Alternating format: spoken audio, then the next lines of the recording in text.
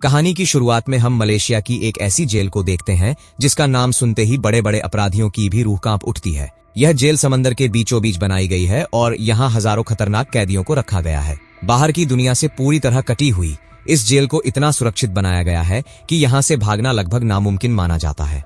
हर वक्त हथियारों से लैस गार्ड्स कैदियों पर नजर रखते हैं।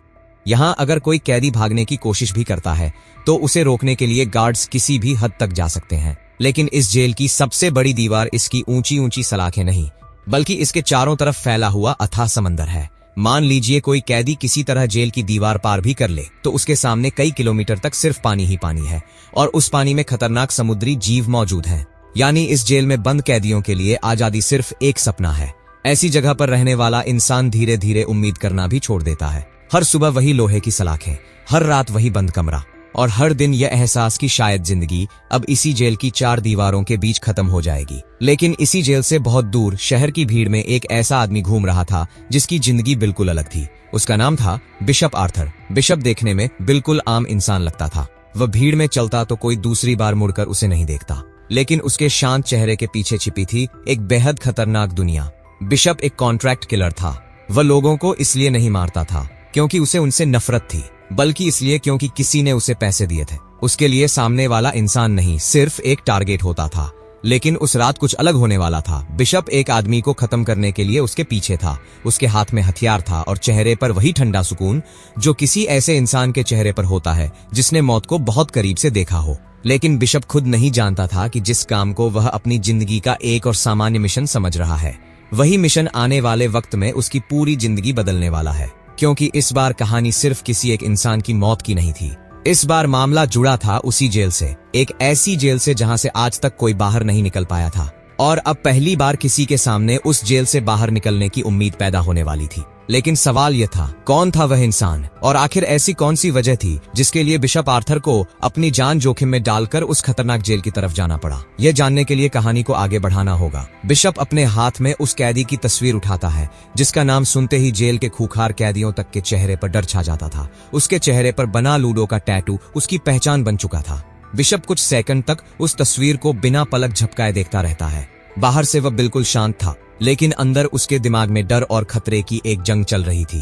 क्योंकि उसे अच्छी तरह पता था कि वह जिस खेल में कदम रखने जा रहा है उसमें हारने का मतलब सिर्फ मिशन का फेल होना नहीं था, बल्कि अपनी पूरी जिंदगी उस जेल की सलाखों के पीछे खत्म कर देना था जहां से आज तक कोई कैदी जिंदा बाहर नहीं निकल पाया था। फिर बिशप एक गहरी सांस लेता है और अपने डर को दबाकर खुद को उस खतरनाक कैदी में बदलना शुरू कर देता है। वह अपने चेहरे पर बिल्कुल वैसा ही नकली लूडो टैटू बनाता है, बालों और कपड़ों का हुलिया बदलता है और शीशे के सामने खड़ा होकर खुद को आखिरी बार देखता है। कुछ पल के लिए उसकी आंखों में भी एक सवाल उभरता है, क्या मैं वापस बाहर निकल पाऊंगा? लेकिन अगले ही पल वह उस सवाल को अपने अंदर दफना देता है। ये सब करने बाद वह शहर के बीचों बीच पहुंचता है। कुछ ही देर में पुलिस की नजर उसके चेहरे पर बने टैटू पर पड़ती है। पुलिस उसे आरफेदेके के रूप में पहचान लेती है और तुरंत पकड़ लेती है। बिशप बिल्कुल चुप रहता है। वह जानबूझकर कोई सफाई नहीं देता क्योंकि यही तो उसकी पूरी प्लानिंग का हिस्सा था। कुछ ही समय बाद पुलिस उसे उस खतरनाक जेल में लेकर पहुंचती है। जैसे ही जेल के भारी हाइफन भरकम दरवाजे उसके पीछे बंद होते हैं, बिशप कुछ सेकंड के लिए पीछे मुड़कर देखता है। उस पल शायद पहली बार उसके चेहरे पर हल्की सी बेचैनी दिखाई देती है, क्योंकि बाहर से इस जेल को देखकर और इसके अंदर कदम रखने के बाद दोनों चीजों में जमीन आसमान का फर्क था। यहाँ से निकलने का कोई रास्ता नहीं था, लेकिन बिशप को निकलना भी नहीं था। वह यहाँ एक मिशन लेकर आया था। उसका निशाना था याकूजा। याकूजा जेल का सबसे खतरनाक गैंगस्टर था। उसके नाम से ही बाकी कैदियों के चेहरे पर डर दिखाई देने लगता था। उसने ना जाने कितने बेगुनाह लोगों की जान ली थी। बिशप को उसकी हत्या करनी थी, लेकिन समस्या यह थी कि याकूजा कभी अकेला नहीं रहता था। हर वक्त उसके आसपास उसके वफादार आदमी मौजूद रहते थे। तभी बिशप के पास बैठा एक बूढ़ा कैदी धीमी आवाज में उससे कहता है कि याकूजा से दुश्मनी करने वाला इंसान ज्यादा देर तक जिंदा नहीं रहता। वह बताता है कि याकूजा अपने दुश्मनों को सिर्फ मारता नहीं, बल्कि उन्हें ऐसी मौत देता है जिसे देखकर बाकी लोग भी डर जाएं। बूढ़े की बातें सुनकर बिशप कुछ पल के लिए याकूजा की तरफ देखता है। याकूजा वहां बैठा हंस रहा था। उसकी हंसी में ऐसा आत्मविश्वास था जैसे उसे अपनी मौत का जरा भी डर ना हो। और शायद यही बात बिशप को सबसे ज्यादा परेशान कर रही थी। क्योंकि बिशप ने जिंदगी में बहुत से खतरनाक लोगों को मारा था। लेकिन याकुजा को देखकर उसे पहली बार एहसास हो रहा था कि इस बार शिकार बनाना आसान नहीं होगा। बिशप अपनी नजरें नीचे कर लेता है और मन ही मन सोचता है कि उसे याकुजा तक पहुंचने का कोई ऐसा रास्ता ढूंढना होगा जहां उसके आसपास मौजूद लोगों को भनक तक ना लगे। तभी अचानक उसकी नजर एक लंबे चौड़े कैदी पर पड़ती है। वह कैदी गुस्से में सीधे याकुजा की तरफ बढ़ रहा था। उसकी आंखों में नफरत थी, चेहरे पर गुस्सा था और उसके कदमों से साफ पता चल रहा था कि वह डरने वालों में से नहीं है। यह देखकर बिशप मौके का फायदा उठाता है। अब जैसे ही वो कैदी याकुजा को मारने वाला होता है, तभी बिशप सीधा चाकू फेंककर उस लंबे चौड़े कैदी को मार देता है और याकुजा की जान बचा लेता है। यह देखकर याकुजा बिशप से बहुत ज्यादा इंप्रेस हो जाता है और वह बिशप पर पूरा भरोसा करके उसकी जान बचाने के लिए उसका शुक्रिया अदा करता है। साथ ही याकुजा बिशप को अपने साथ दोपहर का खाना खाने के लिए इनवाइट करता है और फिर दोपहर होते ही बिशप याकुजा के प्राइवेट अड्डे पर जाता है, जहां याकुजा बिशप को देखकर काफी खुश होता है और उसे अपना राइट हैंड बनने का काम ऑफर करता है। तब बिशप कहता है कि मैं पहले से ही काम पर हूं और मेरा काम है तुम जैसे लोगों को मारना। यह कहते ही बिशप याकुजा पर हमला कर देता है और उसका गला दबाकर उसे मार देता है, जिसके बाद बिशप जल्दी से याकुजा के खाने में जहरीला पाउडर मिला देता है ताकि लोगों को लगे कि याकुजा को बिशप ने नहीं मारा, बल्कि वह जहरीला खाना खाने की वजह से मर गया है। याकुजा के मरते ही बिशप एक पल के लिए भी नहीं रुकता। वह उसकी बॉडी को बेहद चालाकी से इस तरह बैठा देता है जैसे याकुजा अभी भी आंखें बंद करके प्रार्थना कर रहा हो। बाहर खड़े याकुजा के आदमियों को जरा भी शक नहीं होता। उन्हें लगता है कि उनका बॉस हमेशा की तरह प्रार्थना में मग्न है। बस यही वो मौका था जिसका बिशप को इंतजार था। वह दबे पांव वहां से निकलता है और सीधे जेल की दीवार में बनी एक छोटी हाइफन सी सुरंग के पास पहुंच जाता है। कुछ ही सेकंड में वह वहां विस्फोटक फिट कर देता है और फिर धड़ाम एक जोरदार धमाके के साथ जेल की दीवार का बड़ा हिस्सा टूटकर बिखर जाता है। बिशप बिना वक्त गंवाए उस टूटे हुए रास्ते से बाहर निकल जाता है। लेकिन असली खतरा अभी खत्म नहीं हुआ था, क्योंकि बाहर आजादी थी। लेकिन उस आजादी और बिशप के बीच था समंदर, और उस समंदर में भूखी शार्क घूम रही थी। बिशप जानता था कि अगर उसने जरा सी भी गलती की तो जेल से निकलने के बाद उसकी मौत पानी के अंदर हो सकती है। इसलिए वह तुरंत अपने शरीर पर खास क्रीम लगाता है ताकि शार्क उसे पहचान न सके। तभी जेल के गार्ड्स को आखिरकार पता चल जाता है कि बिशप भाग चुका है। चारों तरफ अलार्म बजने लगता है। गार्ड्स तेजी से उसकी तरफ दौड़ते हैं, लेकिन अब बिशप के पास रुकने का कोई रास्ता नहीं था। उसे एक फैसला लेना था, या तो वापस जेल में कैद हो जाए या फिर अपनी जान दांव पर लगाकर समंदर में कूद जाए। बिशप एक पल के लिए पीछे मुड़कर देखता है। गार्ड्स उसके बिल्कुल करीब पहुंच चुके थे और अगले ही पल बिशप समंदर में छलांग लगा देता है। ऊपर गोलियां और गार्ड्स का शोर था और नीचे मौत के इंतजार में घूमती हुई शार्क। लेकिन बिशप बिना डरे पानी के अंदर आगे बढ़ता चला जाता है। हर सेकंड उसकी जिंदगी और मौत के बीच की दूरी कम होती जा रही थी। वह शार्कों के बीच से निकलता हुआ आखिरकार उस रास्ते की तरफ बढ़ता है जहां शायद उसकी आजादी उसका इंतजार कर रही थी। बिशप किसी तरह मौत को चकमा देकर पानी से बाहर आ जाता है और सीधा वहां ब्राजील पहुंचता है, जहां वह एक नई पहचान के साथ समंदर के किनारे एक बोट में रहने लगता है और बोट में रात गुजारने के बाद सुबह को वह बाहर निकलता है। लेकिन जाने से पहले वह मोबाइल फोन से अपने बोट में लगे बम को एक्टिव कर देता है ताकि कोई उसके बोट को चुरा ना सके।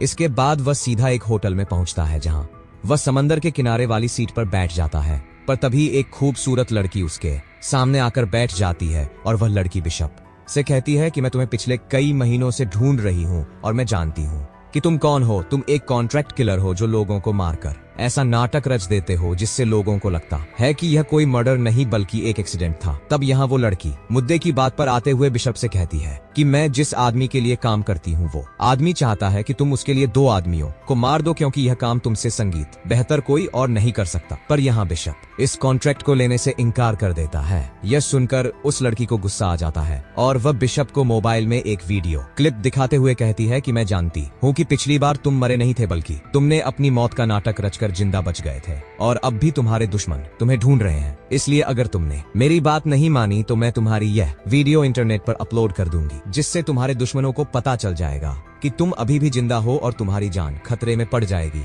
दरअसल बिशप दुनिया की नजरों के सामने मरा हुआ है, जबकि सच्चाई तो यह है कि वह यहाँ ब्राजील में एक नए पहचान और एक नए नाम के साथ जिंदगी गुजार रहा है। और तभी पास में नजर घुमाने पर बिशप देखता है कि यह लड़की अकेले यहाँ पर नहीं आई है, बल्कि यह लड़की अपने साथ कई सारे आदमियों को लेकर आई है। यह देखकर बिशप समझ जाता है कि यहाँ मेरी जान को खतरा है। इसलिए वह जल्दी से अपना मोबाइल निकालकर उस लड़की की फोटो लेता है। यह देखकर वह लड़की समझ जाती है कि बिशप मेरी बात मानने वाला नहीं है, इसलिए वह बिशप को मारने के लिए अपनी बंदूक निकालने लगती है। तब बिशप सामने रखे टेबल से उस लड़की पर हमला कर देता है। यह देखकर पास खड़े उस लड़की के साथ आए आदमी बिशप पर टूट पड़ते हैं, लेकिन यहाँ आर्थर एक एक करके कई सारे आदमियों को मार गिराता है। पर तभी सीसीटीवी स्क्रीन से बिशप देखता है कि मुझे मारने के लिए और कई सारे गुंडे आ रहे हैं। यह देखकर बिशप खुद को बचाते हुए जल्दी से एक स्काई ट्रेन के छत पर कूद जाता है। तब यहाँ वह गुंडे भी स्काई ट्रेन के अंदर चढ़ जाते हैं और बिशप को ढूंढने लगते हैं, लेकिन असल में बिशप तो स्काई ट्रेन के छत पर था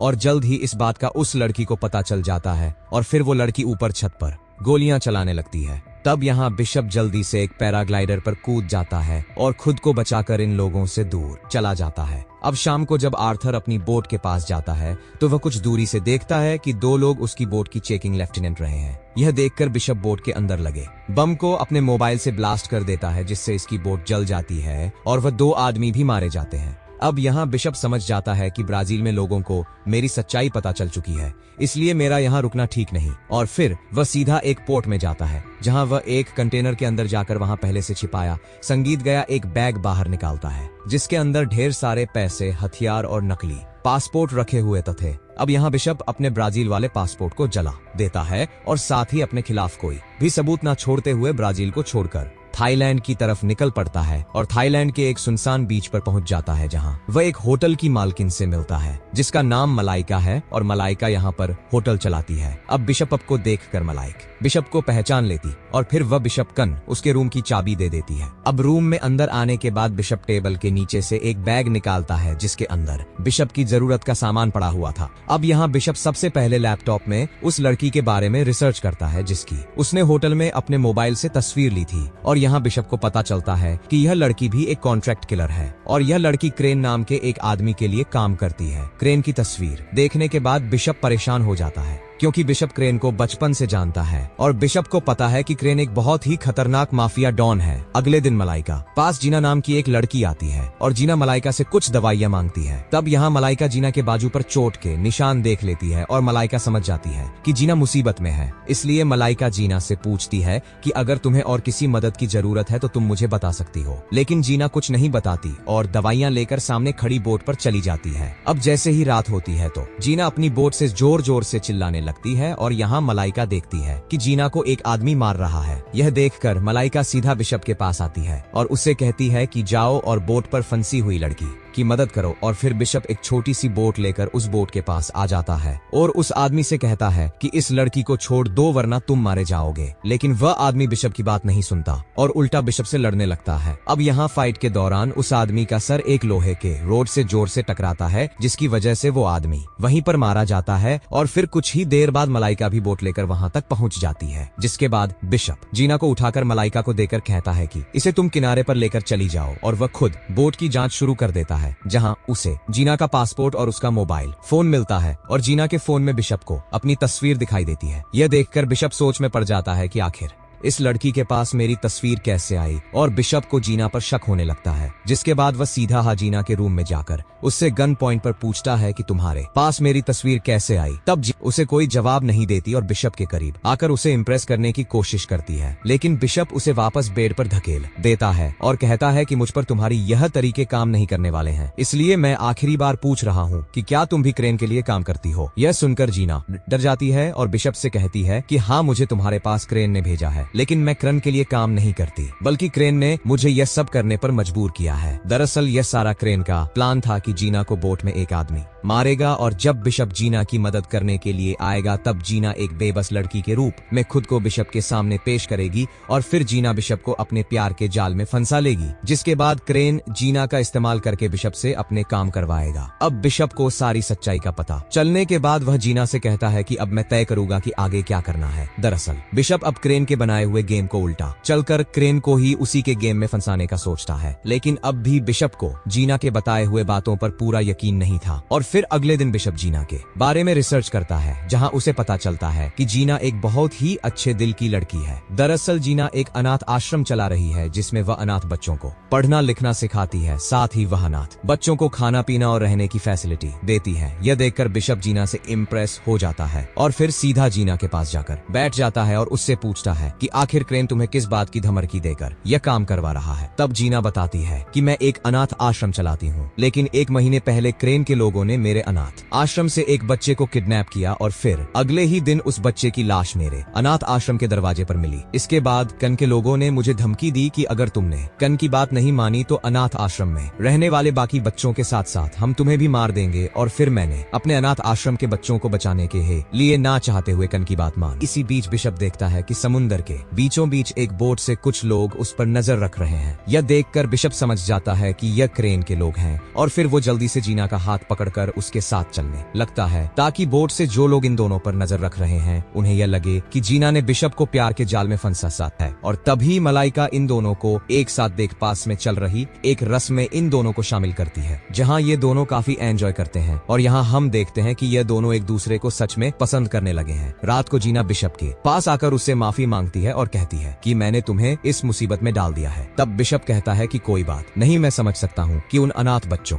की जिंदगी को बचाना तुम्हारे लिए कितना जरूरी है, क्योंकि मैं भी बचपन में अनाथ रह चुका हूँ। और यहाँ बिशप जीना को क्रेन और खुद की पूरी सच्चाई बताता है कि मैं और क्रेन बचपन में एक ही अनाथ आश्रम में रहा करते थे। हम दोनों एक दूसरे के काफी अच्छे दोस्त थे, लेकिन फिर एक दिन हम दोनों को एक गैंगस्टर को बेच दिया गया और वो गैंगस्टर बच्चों को ट्रेन करके उनसे इल्लीगल काम करवाता था। मगर मुझे यह सब पसंद नहीं था, इसलिए एक दिन मौका पाते ही मैं उस गैंगस्टर से जान छुड़ाकर भाग गया। लेकिन मेरा दोस्त क्रेन मेरे साथ भाग नहीं पाया और वो भागते हुए पकड़ा गया, जिसके बाद गैंगस्टर ने मेरे भागने की वजह से क्रेन को इसका जिम्मेदार ठहराया और फिर गैंगस्टर ने क्रेन को बहुत ही बुरी तरह से मारा। बस उस दिन के बाद से क्रेन को मुझसे नफरत हुई और वो मेरा दुश्मन बन गया। इसके बाद बिशप जीना से कहता है कि तुम परेशान मत हो, मैं तुम्हें इस मुसीबत से जल्द ही निकाल दूंगा। और फिर यहाँ ये दोनों एक दूसरे को किस करते हैं। अगली सुबह बिशप देखता है कि थाईलैंड के कुछ पुलिस ऑफिसर बोट से हमारी तरफ आ रहे हैं, लेकिन करीब आते ही बिशप जान जाता है कि यह कोई पुलिस नहीं बल्कि क्रेन के आदमी है। इसलिए बिशप उन लोगों से लड़ने लगता है, लेकिन अब काफी देर हो चुकी थी, क्योंकि वो लोग जीना को पकड़कर बोट से ले जाते हैं और फिर यह लोग बिशप को भी पकड़ लेते हैं और सीधा बिशप को क्रेन के पास लेकर जाते हैं, जहाँ बिशप क्रेन से कहता है कि जीना को छोड़ दो। यह सुनकर क्रेन समझ जाता है कि बिशप अब जीना को पसंद करने लगा है,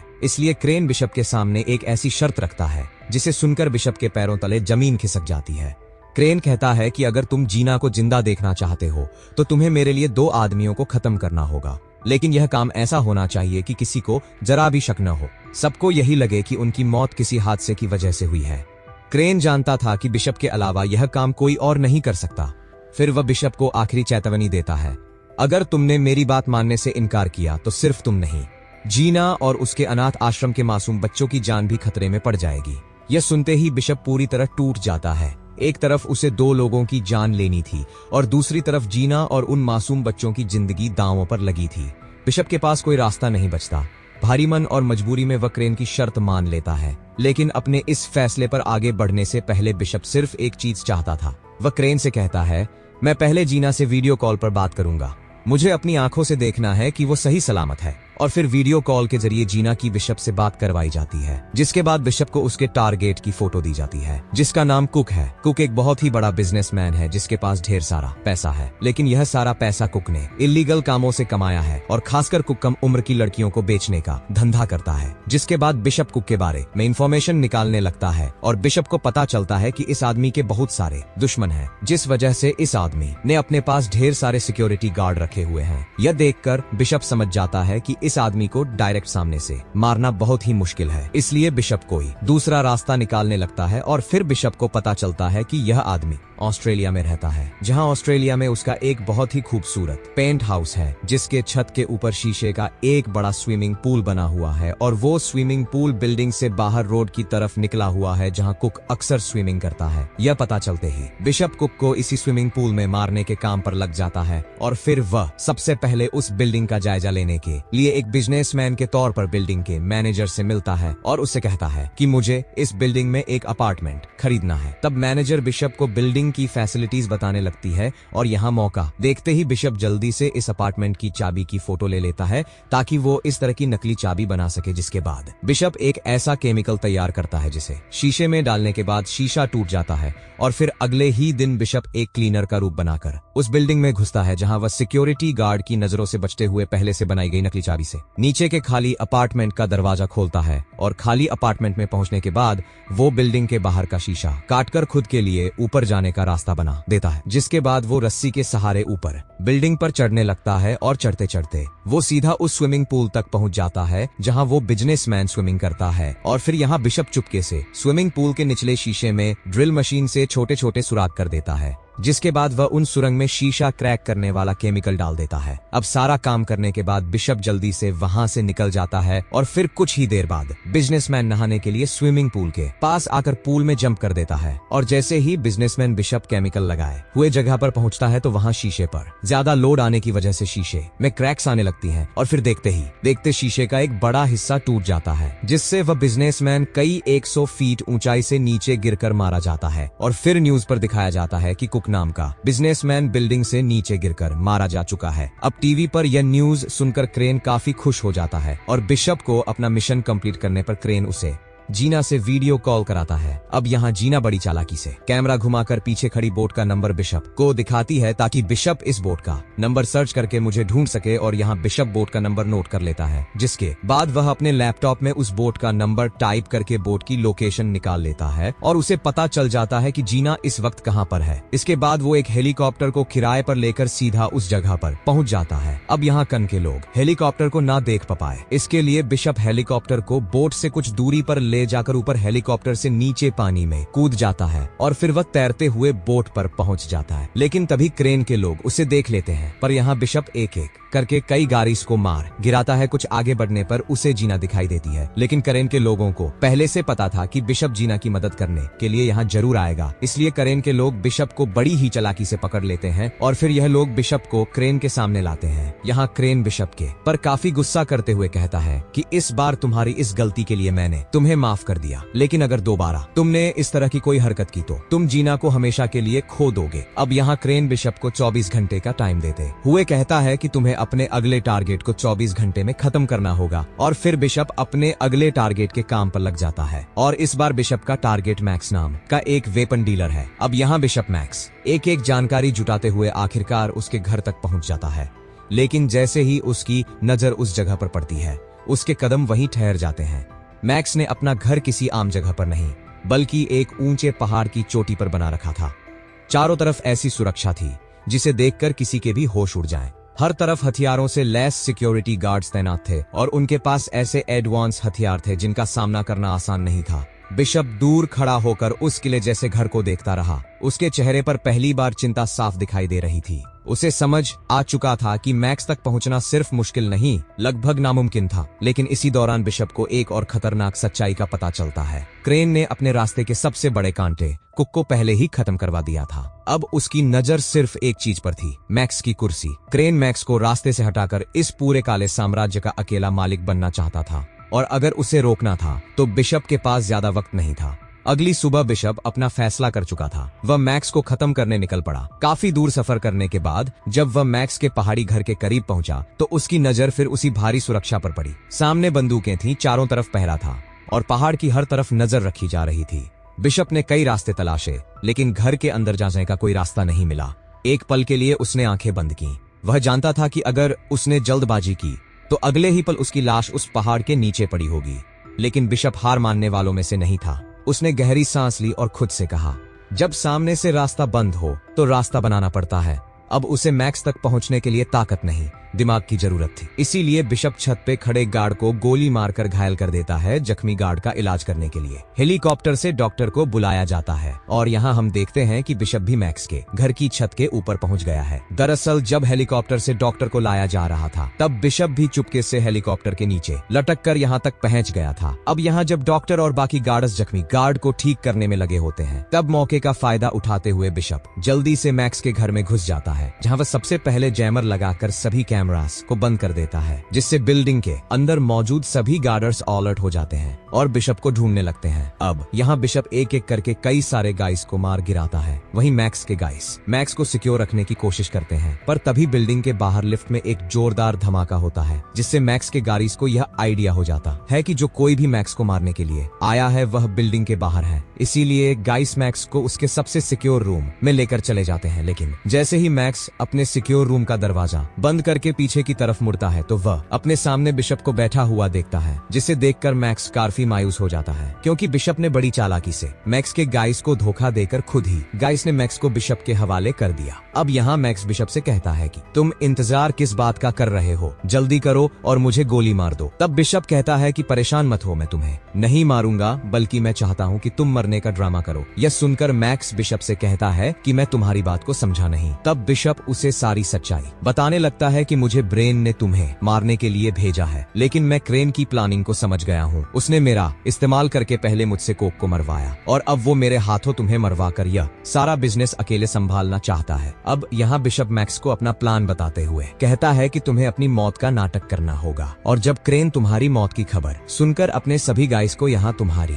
डेड बॉडी दे रखने के लिए भेजेगा, तब मौके का फायदा उठाकर मैं क्रेन को मार दूंगा। अब यहाँ मैक्स बिशप की बात मान जाता है और फिर बिशप मैक्स के अड्डे में धमाका करके एक फेक न्यूज फैला देता है कि मैक्स मारा गया, जबकि असल में बिशप मैक्स को बचाकर दूर समुद्र के किनारे पर ले जाता है। वहीं पूरे शहर में मैक्स की मौत की खबर आग की तरह फैल जाती है और ये खबर क्रेन भी सुन लेता है। मैक्स की मौत से क्रेन काफी खुश हो जाता है, क्योंकि अब उसके बिजनेस में जो रुकावटें थी वह सारी बिशप हटा चुका था। लेकिन क्रेन को अब भी पूरा यकीन नहीं था कि मैक्स मारा जा चुका है। अब कुछ देर बाद बिशप क्रेन को कॉल करता है और उसे कहता है कि मैंने अपना काम पूरा कर दिया है, इसलिए अब तुम जीना को संगीत आजाद कर दो। लेकिन क्रेन को मैक्स की मौत का अब भी पूरा यकीन नहीं था, इसलिए वह बिशप से कहता है कि मैं पहले मैक्स की डेड बॉडी देखना चाहता हूँ। तब बिशप क्रेन से कहता है कि अगर तुम्हें मेरी बात पर यकीन नहीं है तो तुम अपने आदमियों को मैक्स के अड्डे पर भेज दो, जहाँ मैक्स की डेड बॉडी पड़ी हुई है। अब यहाँ क्रेन बेवकूफ बनकर अपने सभी गाइस को मैक्स के अड्डे पर भेज देता है, जबकि अपने पास कुछ ही गाइस को बचा कर रखता है। साथ ही क्रेन ने अपने गाइस से यह भी कह दिया होता है कि मेरा रास्ता साफ हो चुका है, इसलिए तुम लोग बिशप को भी मार डालो, जबकि असल में बिशप ने पहले ही क्रेन के गार्ड्स के लिए जाल बिछा रखा होता है। और जैसे ही गाइस मैक्स के अड्डे पर पहुंचते हैं तब बिशप और मैक्स के लोग उन पर हमला कर देते हैं और क्रेन के सभी लोगों को मार डालते हैं। अब यहाँ बिशप समझ जाता